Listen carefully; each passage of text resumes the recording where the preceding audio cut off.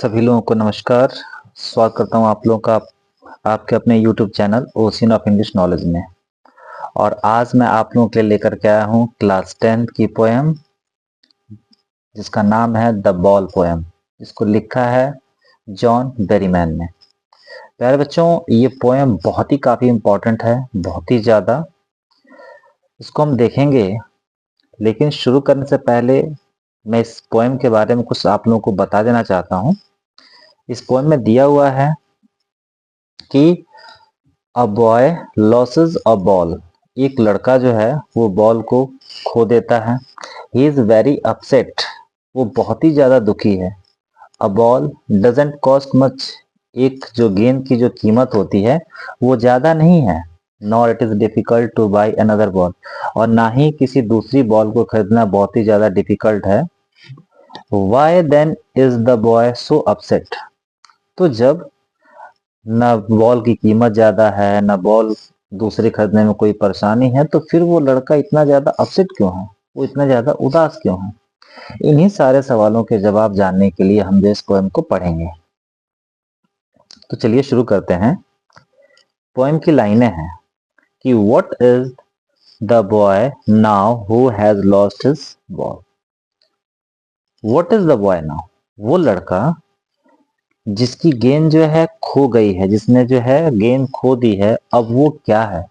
मतलब कि कंडीशन उसका जो है क्या है जिसने अपनी गेंद को खो दी है। What what he to do. अब वो क्या करेगा? यानी कहने का मतलब क्या है कि जिस बच्चे ने इस गेंद को खोया है, वो इस गेंद को खोने के पहले वो बहुत ही हैप्पी बच्चा था, बिल्कुल केयरफ्री चाइल्ड था, बिल्कुल खुशमिजाज, बिल्कुल इनोसेंट। लेकिन जब उसकी गेंद खो गई, तो गेंद खोने के बाद अब वो क्या करेगा? I saw it go. मैंने इसको जाते हुए देखा। अब मैंने इसको जाते हुए देखा, तो ये जो इट है ये क्या है? और आई मैंने देखा, मतलब कि किसने देखा? यानी आई खुद जो है पोएट अपने आप को कह रहे हैं कि मैंने इसको जाते हुए देखा, मतलब गेंद को जाते हुए देखा। किस तरह से? मरीली बाउंसिंग। अब मैरिली का मतलब बिल्कुल हैप्पीली होता है। मैरिली बाउंसिंग मतलब उछलते कूदते जाते हुए मैंने देखा, डाउन द स्ट्रीट, सड़क के उस पार। एंड देन मैरिली ओवर, और उसके बाद से बिल्कुल उधर चली गई। There it is in the water. और सड़क पार करके, स्ट्रीट पार करके वो कहाँ चली गई? पानी में चली गई। अब यहाँ पे मैंने कुछ लिखा हुआ है, ये जो मैरिली बाउंसिंग और मैरिली ओवर दिखा रहा है, मतलब कि emphasis sudden and unexpected nature of loss. मतलब कि गेंद जो उसकी खो गई उसको बिल्कुल भी आइडिया नहीं था, वो बिल्कुल सडन हुआ, बिल्कुल अनएक्सपेक्टेड नेचर ऑफ लॉस। मतलब कि बच्चा बिल्कुल सोच समझ नहीं पाया, करे भाई ये तुरंत मतलब कि कैसे हो गया, सडनली हो गया। और वो गेम जिसके साथ वो बच्चा खेल रहा था, वो उछलते कूदते हुए जो है चली गई सड़क के उस पार, और सड़क के उस पार जाकर के कहाँ चली गई? वाटर में चली गई। अब बच्चा तो बहुत ही दुखी है।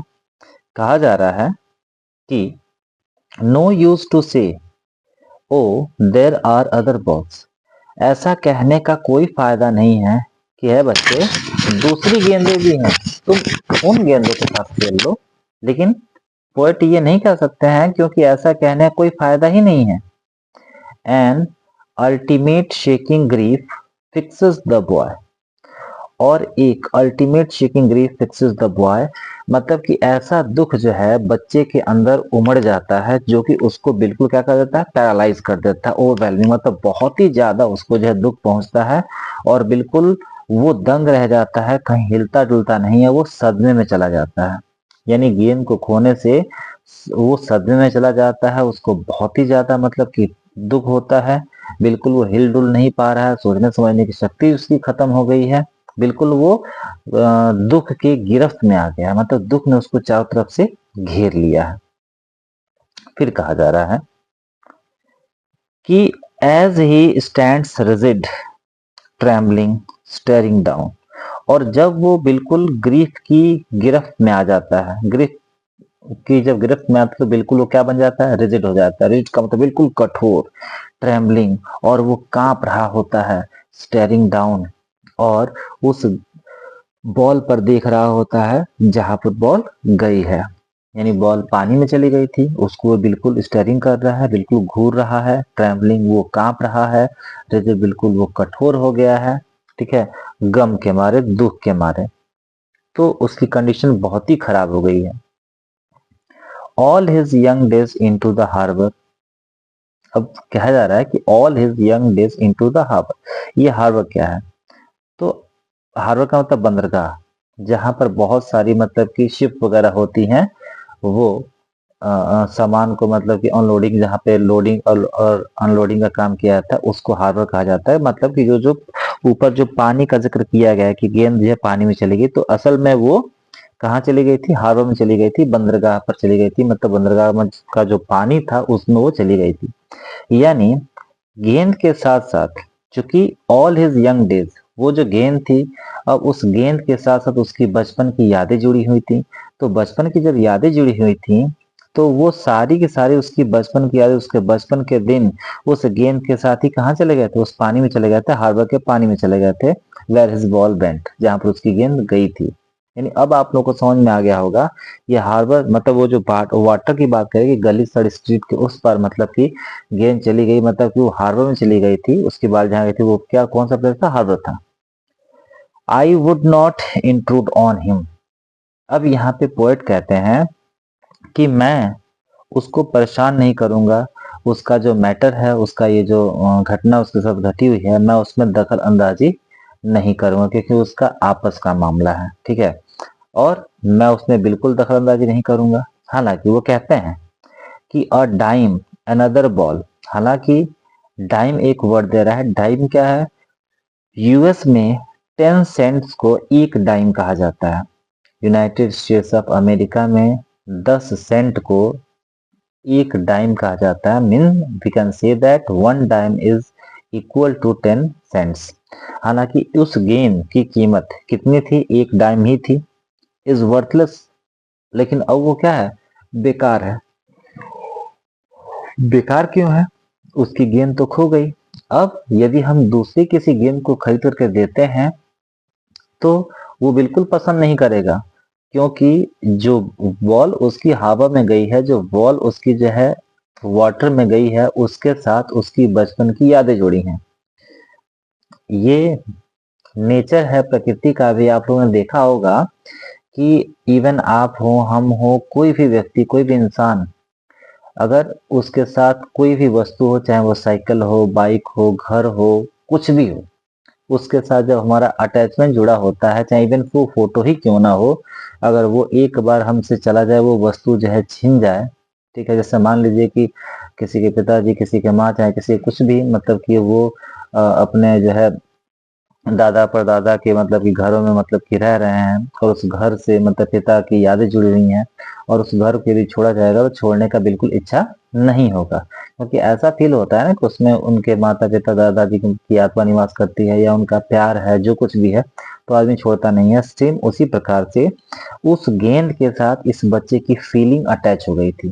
तो जब फीलिंग अटैच हो गई थी, तो वो बच्चा जो था, किसी दूसरे गेंद को उस निगाहों से नहीं देख रहा था, उस फील भावना के साथ वो एक्सेप्ट नहीं करता जिस भावना से उसने अटैच किया था अपने आप को उस गेंद के साथ। समझ में आ रहा है? तो भले ही उस गेंद की कीमत जो है एक डाइम है, 10 सेंट के बराबर है, लेकिन वो उसके लिए क्या है? वर्थलेस है। और वर्थलेस का मतलब क्या होता है? बिल्कुल बेकार है। हम उसको खरीद सकते हैं, हम उसकी गेंद को वापस खरीद नहीं सकते। लेकिन नाउ अब क्या होता है, आगे देखिए। तो इसमें होता क्या है कि ही सेंसेस फर्स्ट रिस्पॉन्सिबिलिटी। अब पोएट क्या करता है कि ये तो दुनिया का नेचर है कि हर एक इस दुनिया में से हर एक प्यारी वस्तु दिन पर दिन करके हमसे कोई ना कोई मतलब कि छीन ही लेगा। तो जब छीन लेगा, तो ऐसा थोड़ी है कि हर एक वस्तु हमारे लाइफ से मतलब कि जाती जाएगी और हम हर एक वस्तु का शोक मनाते रहेंगे, दुख मनाते रहेंगे। नहीं, उस बच्चे को पोएट सिखाना चाहता है कि हाँ, ये जो संसार है, इस संसार में से कोई ना कोई हमसे हमारी कोई प्यारी चीज छीनता ही रहेगा, और वो नेचर है, हमें अपने आप को क्या करना पड़ेगा, स्ट्रांग करना पड़ेगा। इसलिए पोएट जो होता है वो उसके मामले में इंक्लूड नहीं करता है, ठीक है।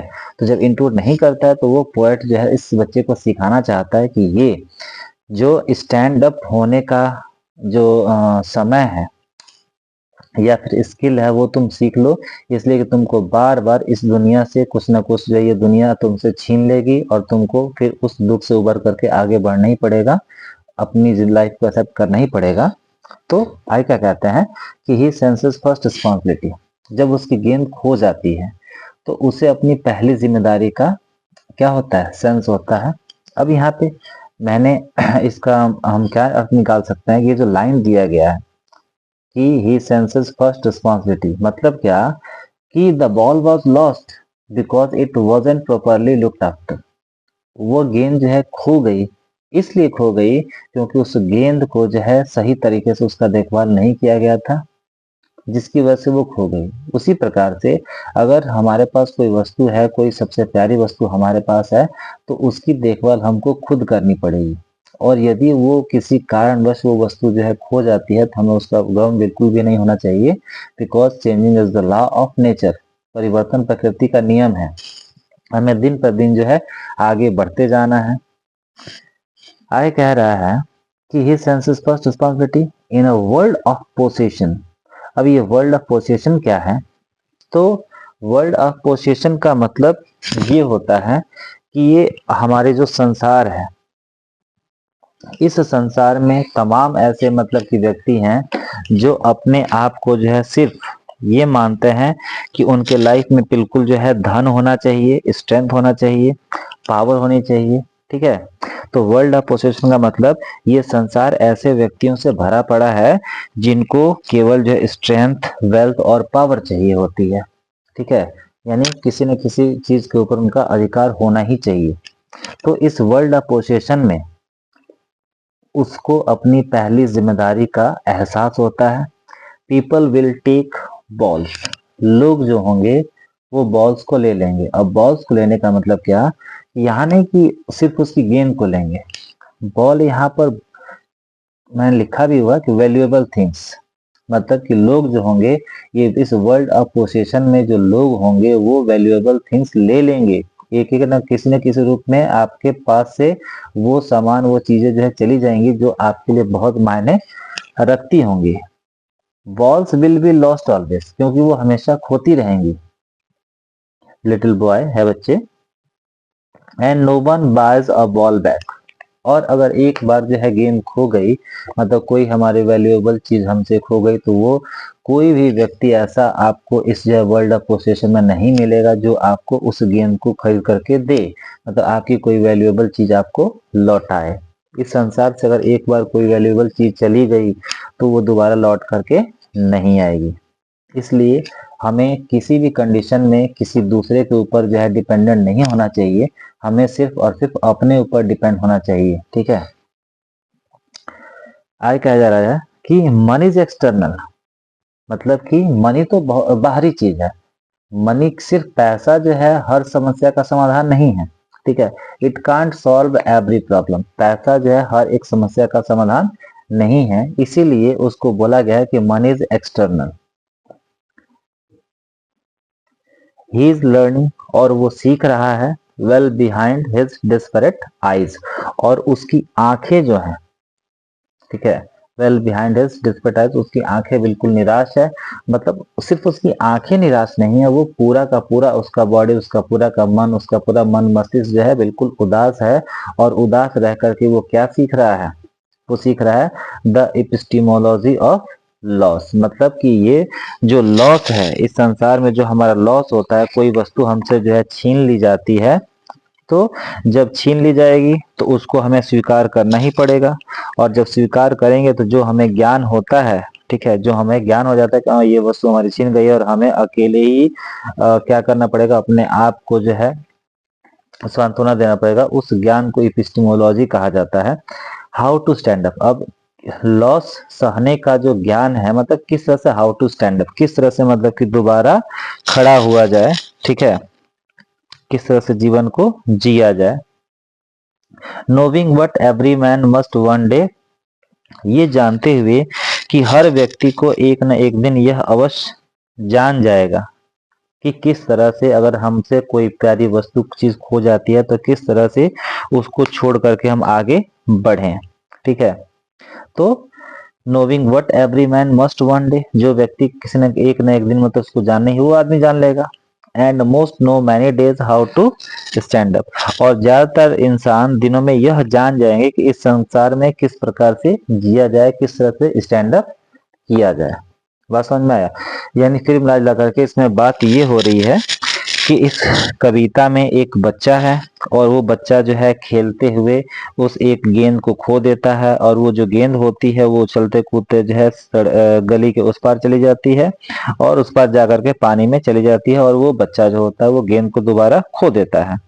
और जब गेंद उसकी खो जाती है मतलब कि इस उस जगह चली जाती है कि उसको वो दोबारा मतलब कि ले नहीं सकता, तो वो क्या करता है कि वो वाटर में, वो हार्बर में जो है उस बॉल की तरफ घूरता रहता है जहां पर बॉल जा करके गिर गई थी। हालांकि उस गेंद की कीमत बहुत ज्यादा नहीं है, और ऐसा भी नहीं है कि कोई भी व्यक्ति उस बॉल को जो है न खरीदे। हालांकि उस गेंद की कीमत बहुत कम है, लेकिन उसके बावजूद भी वो बच्चा अपसेट है, बहुत ही ज्यादा दुखी है। शायद ये रीजन हो सकता है कि वो काफी लंबे समय से उस गेंद के साथ जो है खेल रहा था, उस गेंद के साथ उसका अटैचमेंट हो गया था। ठीक है, जिसकी वजह से वो उसके बिल्कुल अपनापन उसको फीलिंग हो रहा था। हालांकि he doesn't want anyone to console, को वो बच्चा ये नहीं चाहता कि कोई उसको सांत्वना दे या फिर कोई उसके लिए मतलब कि दूसरी गेंद खरीद दे। ठीक है, वो ऐसा नहीं चाहता। वो लॉस को सहन करने की का जो स्किल होता है, लॉस को सहन करने का स्किल, वो उसको सीख रहा है, वो उसको प्रयास कर रहा है, और यही चीज जो वो सीख जाएगा बाद में चल करके उसकी लाइफ में जो है बहुत ही आसान हो जाएगा। ठीक है, अब हम इसके थोड़ा पोएटिक डिवाइसेस के बारे में देख लेते हैं कि कौन कौन सा पोएटिक डिवाइस है, बता देता हूँ आप लोगों को। देखिए, सबसे पहले पोएम की लाइनें शुरू हो गई हैं। दोनों लाइनें, फर्स्ट और सेकंड लाइन जो है व्हाट वर्ड से शुरू हो रही हैं।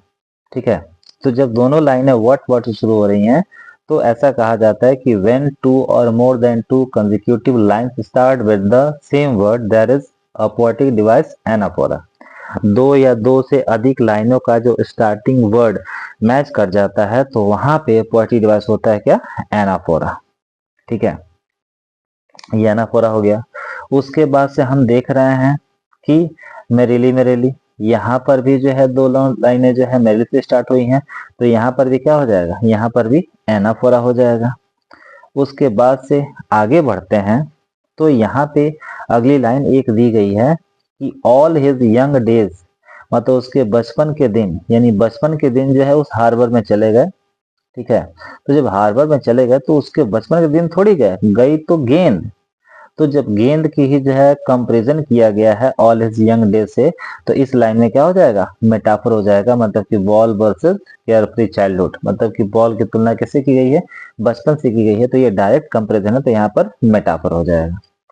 डाइम आप लोग समझ गए हैं, डाइम 10 सेंट के बराबर होता है। उसके बाद से और आगे देख लेते हैं। अब बॉल्स बॉल्स, दो बार जो है बॉल्स बॉल्स आ गया है। इसका मतलब क्या? जब एक ही लाइन में दो या दो से अधिक लाइन वर्ड जो है रिपीट हो जाते हैं तो वहां पे एक क्वार्टी डिवाइस होता है रेपिटेशन। ठीक है, तो ये भी आप लोगों को समझ में आ गया। उसके बाद से और देखा जाए, ठीक है, तो इसमें ये भी दिया हुआ है डिस्परेट आइज। ठीक है, जब डिस्परेट आइज मतलब कि दिया हुआ है, तो डिस्परेट क्या है? आइज क्या है? नाउन है, और नाउन के पहले ये डिस्परेट एडजेक्टिव है। तो जब एडजेक्टिव किसी नाउन के पहले आता है, उस नाउन को रेफर ना करे, किसी दूसरी चीज को रेफर करता है या होल उसके पूरे होल बॉडी को रेफर करता है, तो वहां पे एक क्वार्टी डिवाइस होता है, इसका नाम होता है ट्रांसफर्ड इपिथेट। उसका नाम क्या है? Transferred epithet. ठीक है, तो यहाँ पर ट्रांसफर इपिथेट जो है क्वार्टी डिवाइस हो गया है। उसके बाद से और देख लीजिए, अब यहाँ पे ये बॉल हो गया।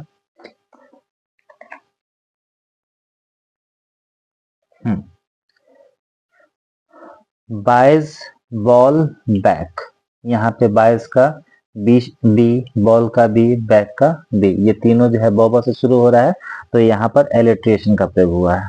ठीक है, तो यही सारे मतलब कि पोएटिक डिवाइसेस हैं। एक बार फिर से आया था the world of possession mean, इसलिए कि एग्जाम में ये बार बार आता है कि what does in the world of possession mean, ये जो वर्ल्ड ऑफ पोसेशन है इसका क्या अर्थ होता है, तो आप बताएंगे कि इट इम्प्लाइज, मतलब कि ये जो फ्रेज है द वर्ल्ड ऑफ पोसेशन, इसका अर्थ ये हुआ है कि the world is full of persons, ये संसार जो है ऐसे पर्सन से भरा है, वांट टू पोसेस, जो कि पोसेस करना चाहते हैं, लेने चाहते हैं, हथियाना चाहते हैं, क्या, more and more strength, wealth and power, सबसे ज्यादा मतलब कि ताकत लेना चाहते हैं, सबसे ज्यादा शक्ति लेना चाहते हैं, सबसे ज्यादा धन लेना चाहते हैं। ठीक है, तो अगर संसार ऐसे लोगों से भरा पड़ा है तो उसी को क्या कहा जाता है, in the world of possession कहा जाता है। ठीक, तो आई होप आप लोगों को पूरा इसका एक्सप्लेनेशन जो है समझ में आया होगा। ठीक है, और फिर मिलेंगे जो है इसके इम्पोर्टेंट क्वेश्चन आंसर के साथ पार्ट 2 में। तो अब तक के लिए धन्यवाद। ठीक है, और आई होप आप लोगों को पूरा समझ में आ रहा है, तो एक हेल्प कर दीजिएगा कि जो भी आपके द्वारा ये देखा जा रहा है इसको लाइक कर दीजिएगा, और प्लस सब्सक्राइब भी, अगर आप लोग जो है मेरे चैनल पर नए हैं तो आप सब्सक्राइब भी कीजिएगा और अपने दोस्तों को शेयर भी कीजिएगा। धन्यवाद।